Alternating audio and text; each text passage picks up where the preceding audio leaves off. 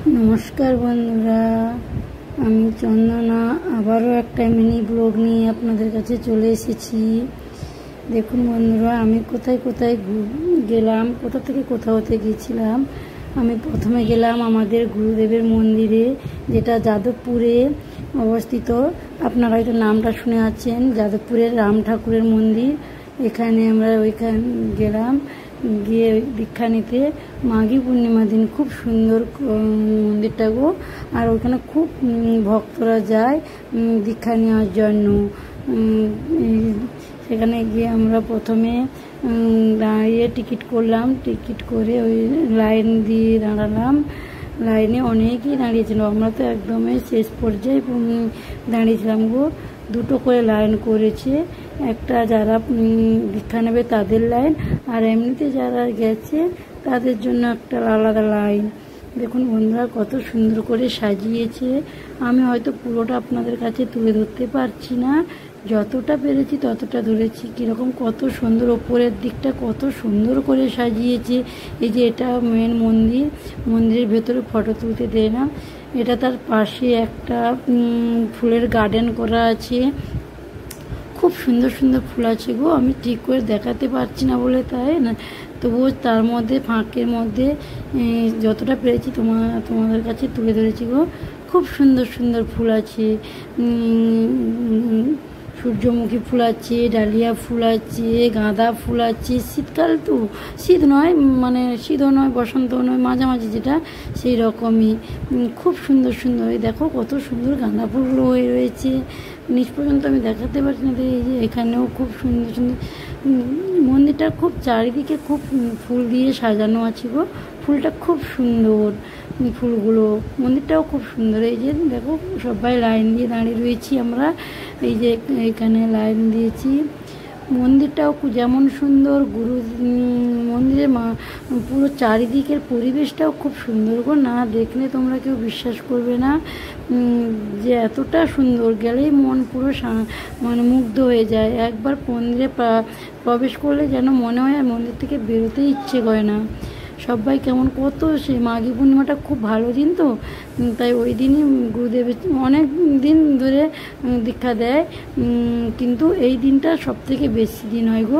আমরা যে এই দিন দীক্ষা নিতে গেছিলাম, এই দিন প্রায় ১,৫০০ মতন লোক দীক্ষা নিয়েছিল। তা বাদে তো অনেক লোক এসেছিলো, ৪-৫ হাজার লোকের মতন এসেছিলো এখানে ঘুরতে। সবাই তো দীক্ষা নিতে আসেনি, কেউ ঘুরতে এসেছে, কেউ দীক্ষা নিতে এসেছে, কেউ এমনি পুজো দিতে এসেছে। এইভাবে সবাই আমরা লাইন দিয়ে দীক্ষা নেওয়ার জন্য দাঁড়ালাম। তারপর মন্দিরের চারিদিকটা এত সুন্দর সাজিয়েছে কি বলবো। আর আমাদের গুরুদেবেরকে দেখাতে পারলে খুব ভালো হতো গো, কারণ ওই গুরুদেবের মন্দিরের ভেতরে ফটো তুলতে দেয় না গো। হয়তো অন্যদিন দেয়, কিন্তু ওই দিনই দেয়নি আমরা, তাই আমরা ফটো তুলতে পারিনি। তাই মন্দিরের চারিদিকটা তোমাদের কাছে তুলে ধরলাম। কেমন কেমন লাগলো বলবে তো তোমরা সবাই। আমার তো খুব ভালো লেগেছে। ওই গুরুদেবের মন্দির থেকে বেরিয়ে, দীক্ষা নিয়ে বেরিয়ে তারপর একটা পাশের গার্ডেনে গেলাম। গুরুদেবের মন্দিরের কাছে পাশে একটা গার্ডেন আছে, ওইখানে গেলাম। ওইখানেও খুব সুন্দর গার্ডেনটা কত সুন্দর সুন্দর ফুল হয়ে রয়েছে। তোমাদের কাছে সব ফুলগুলোই তোমাদের কাছে তুলে ধরবো গো। আর একটা ওর মধ্যে একটা ছোট্ট পুকুর আছে, পুকুরটা খুব সুন্দর। তোমাদের ওই পুকুরটা দেখাবো। কেমন পুকুরটা, অনেক মাছ আছে কিন্তু। দেখো বন্ধুরা কত সুন্দর। মন্দিরটা খুব বড়, আমি পুরোটা দেখাতে পারছি না বলে তাই, নাহলে মন্দিরটাও খুব বড় গো, খুব সুন্দর। দেখো কত সুন্দর সুন্দর ফুল হয়ে রয়েছে। কাছের থেকে তুলতে পারলে তো খুব ভালোই লাগতো, কাছের থেকে তুলতে পারিনি তো, তাই একটু অন্যরকম লাগছে। ফুলগুলো খুব সুন্দর গো। সাধারণত সবার বাড়িতে এই ফুলগুলো থাকে না গো। এই ফুলটা একটা অন্য ধরনের, এগুলো বাড়িতে থাকে না গো। বাগান যারা গার্ডেন করে, গার্ডেনের মধ্যে পার্কের মধ্যে এগুলো বেশি থাকে। গার্ডেনটা খুবই সুন্দর গো।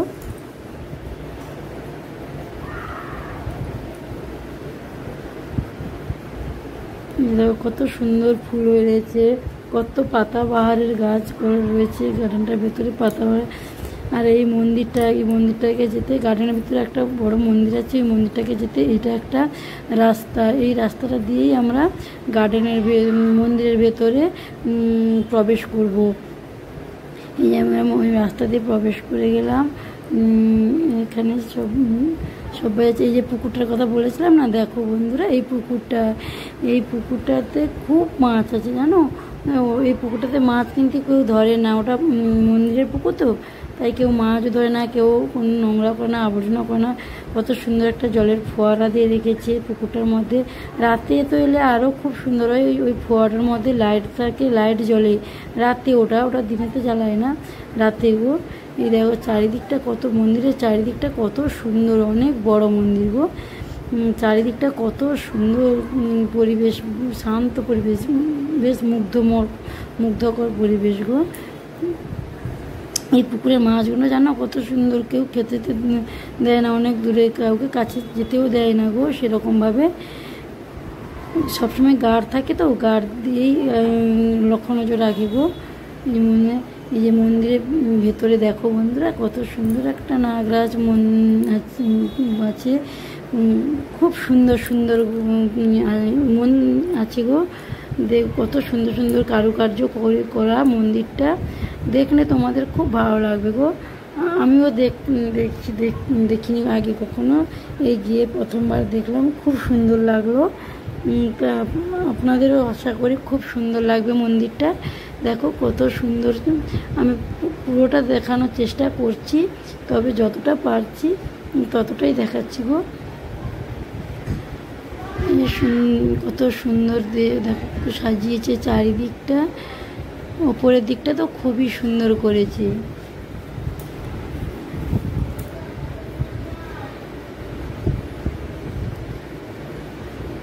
এই নাগরাজ খুব জাগ্রত গো, সবাই এই মন্দিরের ভিতরে যাচ্ছে আসছে। এই যে আমাদের গুরুদেব, এই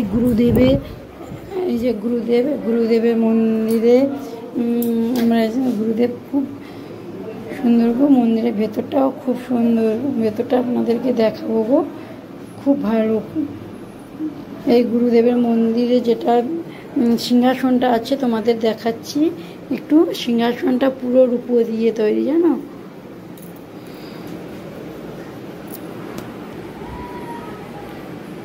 ইনি আমাদের গুরুদেব নয়, আমাদের গুরুদেব হচ্ছে রাম ঠাকুর, ইনি অন্য একজন গুরুদেব। এই গুরুদেবের আশ্রমে অনেকেই যায়, অনেক সুন্দর গো। এই দেখো চারিদিক বলেছিলাম না, আমি তোমাদের চারিদিকটা যতটা পারি দেখাবো। এই যে দেখেছি, এটা হচ্ছে ভেতরের দিকটা খুব সুন্দর করে সাজানো জানো বন্ধুরা, না দেখলে যে মানে বিশ্বাস হয় না, যেটা খুব সুন্দর। আর চারিদিকের পরিবেশটা তো খুব সুন্দর একদম। এই যে মন্দির, এটা হচ্ছে ভেতরের দিক, ভেতরটা খুবই সুন্দর করে সাজানো থাকে, সব সময় থাকে গো। তোমরা যদি কেউ পারো তাহলে সবাই একবার মন্দির থেকে ঘুরে আসবে। এই যে দেখো বন্ধুরা, এই যে সিংহাসনটা পুরো এটা রূপো দিয়ে তৈরি। তোমাদের আমি বলেছিলাম না সিংহাসনের কথা, যেটা এই সিংহাসনটা পুরো রূপো দিয়ে তৈরি গো।